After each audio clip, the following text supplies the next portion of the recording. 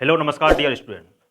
आपके लिए बहुत ही बेहतरीन मौका है एसबीआई क्लर्क बनने का, क्योंकि बहुत ही बम्पर वैकेंसी आपकी 8000 प्लस वैकेंसी आपकी आई हैं, जो कि आपके पिछले सालों से बहुत ज़्यादा हैं। तो 8000 प्लस वैकेंसी हैं। इस बार बहुत ज़्यादा चेंजमेंट किए गए हैं, आपके एग्जाम में भी हैं, आपके मार्किंग में भी, आपके नेगेटिव मार्किंग वगैरह में, और आपका सेक्शन वाइज कट ऑफ के बारे में। तो सभी के बारे में हम आपके लिए बताएंगे कि किसमें आपका क्या बदलाव किया गया है। तो वन बाय वन हम इसमें डिस्कशन करेंगे, कब से फॉर्म भरना स्टार्ट होंगे, कब तक फॉर्म चलेंगे आपके, और प्रीलिम्स कब होगा आपका, मेंस कब होगा, प्रीलिम्स में कौन से सब्जेक्ट होंगे आपके, कितने नंबर के होंगे, कितने मिनट में करने होंगे, आपका मेंस में कितने सब्जेक्ट होंगे, कितने मिनट में करने होंगे, एज में कितनी छूट मिलेगी, किस किस कैटेगरी को मिलेगी, किस राज्य में कितनी वैकेंसी है आपकी, किस स्टेट में है, आपका कहाँ कहाँ डिस्ट्रिक्ट में आपका पेपर होगा। इसके लिए आपका इस इन्फॉर्मेशन को देखने से पहले चैनल को सब्सक्राइब कर लीजिए और सेशन को लाइक कर दीजिए। सभी के बारे में हम आपका जानकारी इसमें देंगे। चलिए ध्यान दीजिए। आपको पता है स्टेट बैंक ऑफ इंडिया, जिसमें आपका क्लर्क की ये पोस्ट है, ध्यान रखिएगा, पीओ के बेस में नहीं आई है, क्लर्क की आपकी पोस्ट है। देखिए एसबीआई बैंक ऑफ इंडिया, इसके बारे में बोल देता हूं। सेंट्रल रिक्वायरमेंट आपका promotion department, corporate centre Mumbai. ध्यान दीजिए, सबसे पहले एसबीआई की आपको पता है क्लर्क की पोस्ट है। अब क्लर्क की पोस्ट है, ध्यान दीजिए आगे। फॉर्म कब से फिल होंगे? तो 17 तारीख 11 महीना 2023, यानी कि आज से ही आपके फॉर्म फिल होना स्टार्ट हो जाएगा। आज मत भरिएगा, कुछ दिन बाद भरना स्टार्ट कीजिएगा, क्योंकि पहले देख लीजिएगा क्या क्या इसमें हमें फॉर्म में फिल करना है। कई बार बच्चा क्या कर देता है, गलती कर देता है। फॉर्म जो चलेंगे वो आपके 7 तारीख 12वां महीना 2023, यानी कि दिसंबर तक आपके फॉर्म चलने हैं। आगे बात करें तो ध्यान दीजिए। अब बात कर लेते हैं किस राज्य में आपकी कितनी वैकेंसी है। वैकेंसी की यदि हम बात करें तो राज्य वाइज हम वैकेंसी की बात करने जा रहे हैं। देखिएगा किस राज्य में आपकी कितनी वैकेंसी है।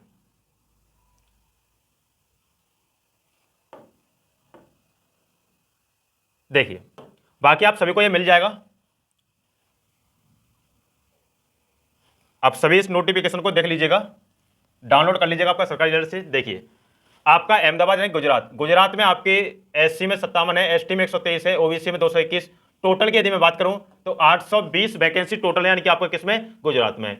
आगे बात करें आपका आंध्र प्रदेश में टोटल वैकेंसी आपकी 50 है, कर्नाटका में 450 है, मध्य प्रदेश में 288 है। मैं सभी राज्यों की बात नहीं करूंगा, कुछ मेन मेन राज्यों की, जैसे जम्मू कश्मीर में आपके 88 है, हरियाणा में आपकी 267 है, हिमाचल प्रदेश में 180 है आपकी, लद्दाख यानी कि आपका यूटी में आपकी 50 है, पंजाब में 180, तमिलनाडु 171, तेलंगाना में 525 है, राजस्थान में 940 है आपकी। सबसे ज्यादा वैकेंसी आपकी उत्तर प्रदेश 1781 फर्स्ट नंबर, यानी कि आपका सबसे ज्यादा वैकेंसी इसमें है। और सेकंड नंबर आपका कौन सा, गुजरात। सेकंड नंबर पे आपका क्या है, गुजरात, इसमें भी ज्यादा है। और आपका थर्ड नंबर पे आपका राजस्थान, इसमें भी वैकेंसी आपकी 940 है। उत्तर प्रदेश में ज्यादा है क्योंकि जनसंख्या इसकी ज्यादा है। बिहार में आपकी 415 है, उसी प्रकार असम में 430 है। वन बाय वन आप सभी को देख लीजिएगा। कैटेगरी वाइज भी है आपकी, किसमें कितनी है आपकी, जितने भी हैं, विकलांगों में कितनी है आपकी, सभी में दी हुई है। चलिए नेक्स्ट उस पर यदि हम बात करें आगे, इंपॉर्टेंट नोटिस है, ध्यान दीजिएगा। इंपॉर्टेंट नोटिस को पढ़ लीजिएगा। मैं जो नोटिस है उसके बारे में आपके लिए बता लेता हूं। अब एलिजिबिलिटी की आपके लिए बात कर लेता हूं, किसमें आपका कितना क्राइटेरिया क्या है आपका एज वगैरह में। देखिए एससी एसटी को छूट मिलेगी आपकी 5 साल की। एससी एसटी को कितनी आपकी 5 साल की है। ओबीसी को 3 साल की। पीडब्ल्यूबीडी यानी कि जो आपके विकलांग वगैरह हैं, कि जनरल ईडब्ल्यूएस को 10 ईयर की, और एसटी एसटी को 15 ईयर की, और आपका ओबीसी को 13 वर्ष की। एक्स सर्विसमैन का आपका दिया हुआ है कितनी छूट है आपकी। आगे जो विडो है आपके, यानी कि वुमेन, डिवोर्स जिनका हो चुका है, उनके लिए आपकी छूट दी हुई है। और आपके ट्रेड अप्रेंटिस आप एसबीआई, इनके लिए भी आपकी छूट दी हुई है। 6 ईयर ओबीसी में है, 4 ईयर आपकी जनरल ईडब्ल्यूएस में है, सभी आपके इसमें दिए हुए हैं। 6 ईयर एसटी एसटी में, सॉरी, ओबीसी में आपका 4 साल है, ईडब्ल्यू आपका जनरल ईडब्ल्यूएस में आपका 1 ईयर है, इसी प्रकार आपकी दी हुई है। एसटी एसटी यानी कि विकलांगों में आपके 16 ईयर्स है, बहुत ज्यादा है। चलिए आगे देखते हैं और कोई क्राइटेरिया है क्या, नहीं है आगे, और कोई नहीं, स्किल वगैरह के हैं बाकी ये सभी। चलो नेक्स्ट चलिए आगे यदि देखें, इसमें देख लेते हैं कोई नोटिस है या मेन।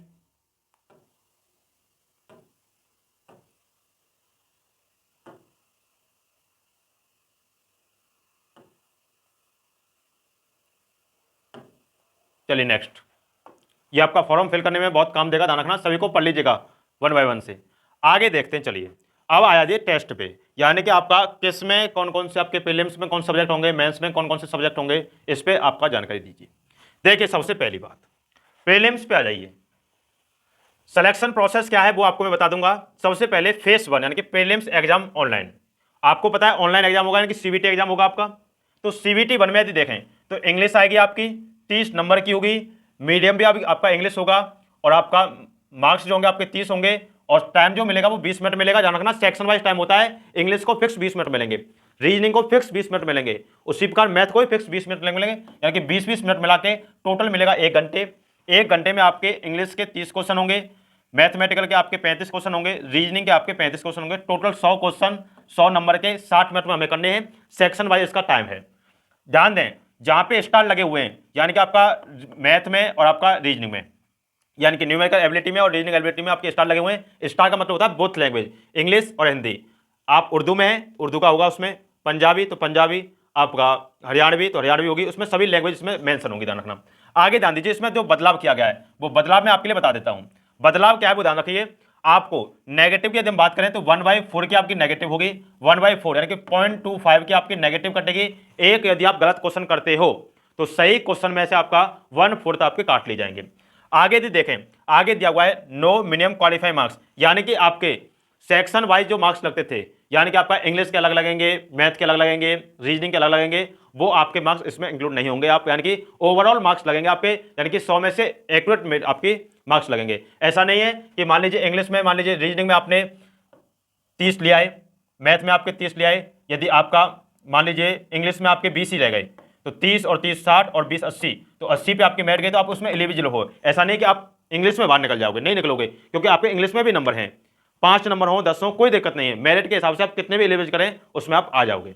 पहले ये बाहर हो जाते थे बच्चे, इसीलिए आपके लिए बहुत सुनहरा मौका है। जितने भी हिंदी मीडियम वाले छात्र होते हैं उनके लिए बहुत ही सुनहरा अवसर है, क्योंकि आप इंग्लिश में बाहर नहीं निकलने वाले। यदि आपका मैथ और रीजनिंग बहुत ही ज़्यादा अच्छा है, स्ट्रांग है, तो आप अब हिंदी में, आपका इंग्लिश में बाहर नहीं निकलोगे। चलिए भैया एक बात ध्यान दें, बच्चे कुछ क्या होते हैं, चालाक किस्म के होते हैं, जो क्या कर लेते हैं, मान लीजिए कोई बच्चा उत्तर प्रदेश से है, अब उन्हें पता है उत्तर प्रदेश की मेरिट ज़्यादा जाएगी, तो बच्चा जो है फॉर्म भर देता है, मान लीजिए मिजोरम वगैरह से, आपका मान लीजिए बंगाल से भर दिया, मान लीजिए आपका असम से भर दिया, तो उसमें उस राज्य की भाषा उसे आनी आवश्यक है। यानी कि आपने 10th 12th किया होगा, तो 10th 12th में आपका मीडियम क्या था, मान लीजिए आपका हिंदी था, जैसे मान लीजिए मेरा हिंदी मीडियम है, तो मुझे हिंदी आती है, तो मैं उसमें अब हिंदी का टेस्ट नहीं दूंगा, क्योंकि मुझे हिंदी आती है, तो हिंदी पहले से मेरे पास है। यदि आपने मान लीजिए पेपर भर दिया, मान लीजिए गुजरात से फॉर्म फिल कर दिया आपने, तो आपको गुजराती में एक टेस्ट आपको देना पड़ेगा। यदि आपकी 10th 12th गुजराती भाषा से है तो आपको वो टेस्ट नहीं देना है। जैसे मान लीजिए आपने पंजाब से फॉर्म भर दिया, तो आपको पंजाबी में वो एक टेस्ट आपको देना पड़ेगा पहले, तो पंजाबी में आपको टेस्ट देना पड़ेगा। यदि आप पंजाबी से यानी कि आप प्रीम और मेंस क्वालिफाई करते हैं, उसके बाद पंजाबी में एक टेस्ट होगा, उसको आप देना होगा। यदि पंजाबी आपकी 10th 12th में है तो आपको वो टेस्ट नहीं देना है। इसीलिए जो आपकी भाषा है उसी भाषा से ही आपका उसी राज्य से आप बढ़ना। जैसे आपका हिंदी भाषा है तो राजस्थान है, उत्तर प्रदेश है, इस प्रकार से। एक बात का और याद रखें, 2 राज्य से फॉर्म फिल नहीं कर सकते। कुछ बच्चे चालाक होते हैं, मान लीजिए यूटी से भी फॉर्म भर देते हैं, स्टेट से भी फॉर्म भर देते हैं, तो ध्यान रखें एक फॉर्म ही मान्य होगा। ये दोनों से भर देते हैं तो आपका फॉर्म ही रिजेक्ट कर दिया जाएगा। ये बात ध्यान रखिएगा, इंपॉर्टेंट है। एक बार में एक बच्चा ही पेपर दे पाएगा, ये बात भी इसमें लिखी हुई है सभी चीज़। तो इस चीज़ को पढ़ लीजिएगा नोटिस को, कि जैसे आप लद्दाख में हैं तो लद्दाख में इंग्लिश हिंदी उर्दू आनी चाहिए आपको। जैसे केरला में है तो इंग्लिश हिंदी मलयालम आनी चाहिए आपको। जैसे कर्नाटक में है तो इंग्लिश हिंदी आपका कन्नड़ा आनी चाहिए आपको, कन्नड़ जो आपकी। जम्मू कश्मीर में है तो इंग्लिश हिंदी उर्दू आनी चाहिए आपको। हरियाणा है तो इंग्लिश हिंदी पंजाबी, यानी कि उस राज्य की भाषा आपको आनी चाहिए, ये बात ध्यान रखिएगा।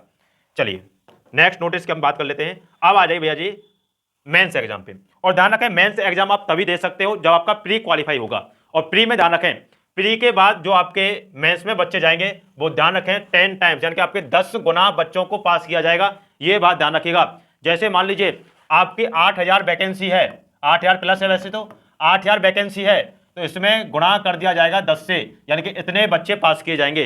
8500 वैकेंसी है तो गुणा 10 करो तो 85,000, यानी कि आपके बच्चे इसमें पास कर दिए जाएंगे, यानी कि 10 गुने बच्चे इसमें पास किए जाएंगे। अब मेंस एग्जाम में आप यदि क्वालिफाई है प्री में तो मेंस आप दोगे, तो उसमें जनरल फाइनेंस आपका अवेयरनेस बोथ लैंग्वेज होगा, क्योंकि स्टार लगा हुआ है। 50 क्वेश्चन होंगे, 50 मार्क्स के होंगे, और 35 मिनट आपको मिलेंगे, बहुत बढ़िया समय, कोई दिक्कत नहीं। जनरल इंग्लिश लैंग्वेज भी आपकी इंग्लिश होगी, 40 क्वेश्चन होंगे, 40 मार्क्स होंगे, 35 मिनट होंगे, बहुत काफ़ी समय है। क्वांट एप्टीट्यूड आपका स्टार लगा हुआ है कि हिंदी इंग्लिश दोनों में होगा कि जो भी आपकी लैंग्वेज होगी। 50 क्वेश्चन है, 50 मार्क्स के हैं, 45 मिनट है। आगे देखें रीजनिंग एबिलिटी और आपका कंप्यूटर एप्टीट्यूड, 50 क्वेश्चन है आपके, 60 नंबर के हैं। यहां बहुत फायदा होता है, 50 क्वेश्चन 60 मिनट के, यानी कि 50 क्वेश्चन 60 नंबर के हैं, समय आपका 45 मिनट है। एक बात का याद रखें, अभी तक तो कंप्यूटर बहुत नामात को मिलता है, नाम मात्र को कंप्यूटर होता है, आपकी किस्मत अच्छी तो कंप्यूटर आ भी सकता है, नहीं तो रीजनिंग ही रीजनिंग आती है। कंप्यूटर बहुत कम मात्र का होता है, एक आध दो क्वेश्चन देखा जाए, नहीं तो कंप्यूटर इसमें नहीं आता है। बाकी इसमें रीजनिंग एबिलिटी ही आती है ज्यादातर जो आती है। ध्यान रखिएगा 50 क्वेश्चन है, 60 मिनट के हैं। यहां बहुत ही ज्यादा मौका मिलता है, क्योंकि एक क्वेश्चन एक नंबर का नहीं है, एक से ज्यादा नंबर का है, यह बात ध्यान रखिएगा। आगे चलिए नेक्स्ट।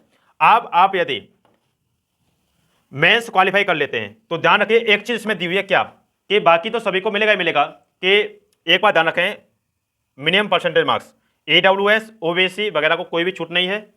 बाकी SC ST OBC PWBD आपका ESM और DSM candidate 5% रिलैक्शन minimum qualify marks on average, यानी कि 5% की इसमें छूट मिलेगी, ध्यान रखना। आगे देखिए, जो बच्चे जिन्होंने अप्रेंटिस किया हुआ है SBI से, उन्हें क्या मिलेगा, ओवरऑल 2.5%, कि आपको पता है 190 क्वेश्चन है, 200 नंबर के हैं, 2 घंटे 40 मिनट का समय है, तो 200 मार्क्स में 2.5% का उन्हें छूट मिलेगी। 2.5% का मतलब हो जाता है 5 नंबर की छूट मिलेगी 100 में से। मान लीजिए 101 पे मेरिट गई और आपके 100.5 नंबर थे तो आप रह गए थे, अब यहां 5 नंबर फालतू मिलेंगे, यानी कि 100 से आपके सीधे कितने हो जाएंगे, 105 हो जाएंगे, यानी कि 5 नंबर यहां फालतू मिलेंगे। जो बच्चे 0.5 से रह जाते थे वो अब इसमें लग जाएंगे। केवल कौन से, जिन्होंने अप्रेंटिस की होगी आपका SBI की, ध्यान रखना। और जो अप्लाई कब तक है, तो ध्यान रखें 31/10/2023, यानी कि 31 अक्टूबर 2023 तक वो अप्रेंटिस कर चुका हो, ध्यान रखना इस चीज को।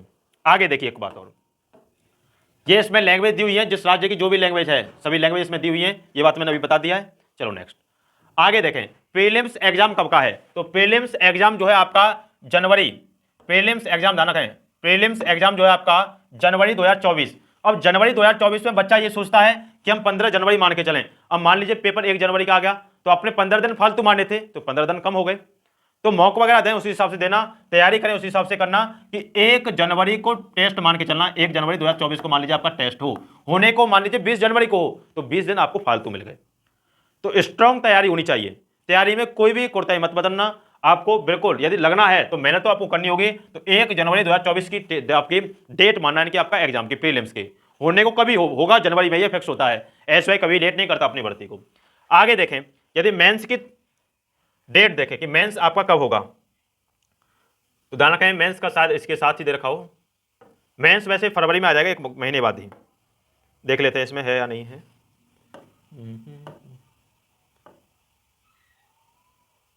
हाँ जी आ गया। ध्यान रखना इस चीज को, प्री एग्जामिनेशन ट्रेनिंग, ये तो आपको कोई इसमें दिक्कत नहीं है, नॉर्मली बात है ये तो। इसमें केवल इसके बारे में जानकारी आनी चाहिए, यानी कि कंप्यूटर वगैरह के बारे में जानकारी आपको होनी चाहिए, ये इसके बारे में बोलता है केवल। यदि आपने पहले उस बैंक वगैरह में काम किया हो कोई दिक्कत नहीं, किया हो ना किया हो कोई दिक्कत नहीं, किया होगा तो आप अप्रेंटिस में चले जाओगे, नहीं किया होगा तो कोई दिक्कत नहीं है। देखो कॉल लेटर फॉर आपका एग्जामिनेशन, एक बात का याद रखें, जो आपको प्री में एग्जाम में कॉल लेटर जो आपको मिलेगा, एडमिट कार्ड जो आपको मिलेगा, यानी कॉल लेटर एग्जाम देने के बाद एग्जाम सेंटर में जमा मत कर देना, जो आपका पहले होता था उस प्रकार से नहीं होगा। इस प्रकार से आपका यदि प्री निकलता है तो कॉल लेटर को आपको मेंस में भी उसी कॉल लेटर को आपको लेके जाना पड़ेगा, ये बात का याद रखिएगा। यदि आपका एग्जाम निकलता है प्री का तो वही कॉल लेटर आपको आपका मेंस एग्जाम में लेके जाना होगा, इस बात का याद रखिएगा। बाकी ध्यान रखें प्रीलिम्स आपका यदि क्वालिफाई है तभी आप मेंस में बैठ सकते हो, ये बात ध्यान रखें। मेंस एग्जाम कैंडिडेट क्वालिफाई, और ध्यान रखें पेपर जो होगा वो आपका 15/2/2024, यानी कि आपका फरवरी 2024 में आपका पेपर है, इस बात का याद रखिएगा, फरवरी 2024 में। चलिए नेक्स्ट,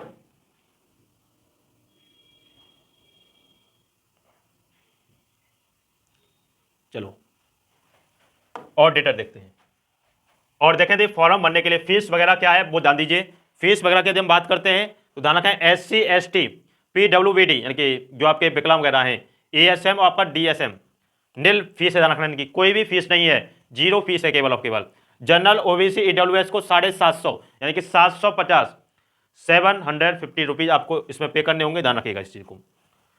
यदि आप अप्लाई कर देते हैं उसके बाद इन बातों का ध्यान रखना, क्या इसमें रखना है क्या नहीं रखना है, इस बात को याद रखना। फॉर्म अच्छे से भरना। चलिए, ये जनरल इंफॉर्मेशन है, इन बातों को पढ़ लीजिएगा। आगे इसमें और कोई इतना डेटा है नहीं, वही डेटा है आपको, यानी कि उसके बाद यानी कि मेंस के बाद क्या होना है क्या नहीं होना है, उस प्रकार का कोई डाटा है आपका, कब ज्वाइनिंग होगी कब नहीं होगी। और याद रखें एग्जाम सेंटर्स की यदि मैं बात करता हूं तो एग्जाम सेंटर भी आपकी सिटी इसमें दी हुई है। आप मान लीजिए किसी अदर सिटी से हैं तो आप उसमें एग्जाम दे सकते हो, नहीं दे सकते, ये बाकायदा इसमें राज्य की हैं। जैसे हम उत्तर प्रदेश से हैं तो हम उत्तर प्रदेश को यदि ले तो उत्तर प्रदेश कहाँ है जी हमारा, उत्तर प्रदेश ये रहा। अब उत्तर प्रदेश में सेंटर कहाँ होगा ध्यान रखना, आगरा, अलीगढ़, बरेली, फिरोजाबाद, आपका गाजियाबाद, गोंडा, गोरखपुर, झांसी, कानपुर, लखनऊ, मथुरा, मेरठ, मुरादाबाद, मुजफ्फरनगर, नोएडा, ग्रेटर नोएडा, प्रयागराज, इलाहाबाद, वाराणसी, यानी कि इन जगह सेंटर पड़ेगा। मान लीजिए आप मान लीजिए सहारनपुर से हैं तो सहारनपुर में आपका पेपर नहीं पड़ेगा, आपका मुजफ्फरनगर, मेरठ, मुरादाबाद कहीं पर पढ़ सकता है, उसके आसपास ही पड़ेगा। जैसे आप मान लीजिए हाथरस से हैं तो हाथरस में नहीं पड़ेगा, मथुरा पढ़ सकता है, आगरा पढ़ सकता है, अलीगढ़ पढ़ सकता है। तो इसमें एग्जाम सेंटर हैं, यानी कहाँ कहाँ पे आपके एग्जाम होंगे। चलिए पे आउट की मैं बात कर लेता हूँ, पे आउट वगैरह इसमें लिखा हो यदि, हाँ जी पे आउट पे आ जाइए। पे स्केल ध्यान दीजिए, पे स्केल क्या रहेंगे आपके, पे स्केल पे यदि ध्यान दें तो पे स्केल पे आए तो 17,900, इसमें आपका डीए आपका एचआरए इसमें जुड़ जाएगा, ठीक, यानी कि आपका 19,900 से आपका जो प्लस हो गए डीए आपका एचआरए प्लस हो जाएगा तो आपका 35,000 प्लस इसमें मिलेगा। याद रखें यदि आप नोएडा से हैं तो आपको अच्छा पे स्केल मिलेगा, यदि आप मान लीजिए जयपुर से हैं तो आपको अच्छा मिलेगा, मुंबई से हैं तो आपको अच्छा पे मिलेगा, कोलकाता से तो आपको अच्छा पे मिलेगा, क्योंकि वहाँ रहने सहने का आपका अच्छा वो होता है तो उसमें आपको एचआरए अच्छा मिलेगा। यदि एचआरए प्लस होगा उसी प्रकार आपकी 35,000 प्लस आपकी सैलरी होती जाएगी। अच्छा सैलरी पैकेज है, इस बात को याद रखिएगा। तो सबसे बम्पर वैकेंसी हैं, जितने भी हिंदी वाले छात्र हैं उन सभी के लिए भी अच्छा मौका है। यदि आपका इंग्लिश में बहुत कम हाथ है आप इसमें हाथ मार सकते हैं। कट ऑफ कितनी रहेगी उसकी मैं भी वीडियो बना दूंगा।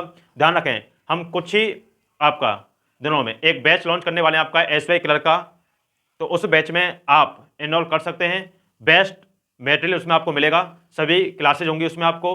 बहुत ही अप्रोच आपके यानी कि बैंक के पेपर में अप्रोच सबसे मेन काम होता है, डिसीजन लेना, किस क्वेश्चन को हमें करना है किस क्वेश्चन को हमें छोड़ना है।